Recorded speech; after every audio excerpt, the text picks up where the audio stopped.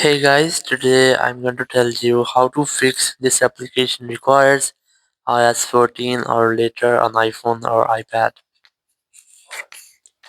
If you're using any iPhone or iPad and you're facing this type issue that whenever you try to download or install any application on your iPhone or iPad, you get a pop-up message that this application requires iOS 14 or later.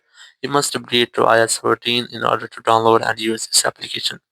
So basically, it happens when you are on lower version on iOS 14 and you are trying to download or install an application like that which cannot run in iOS 14 or any lower version. So you might get this type issue.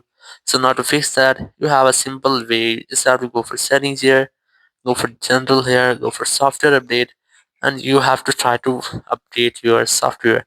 If you can't update software from here, you must have to install software on your iPhone or iPad using your computer. And after doing that, you can easily fix the issue, or you will be able to install that app. Or otherwise, the app cannot be installed on your phone.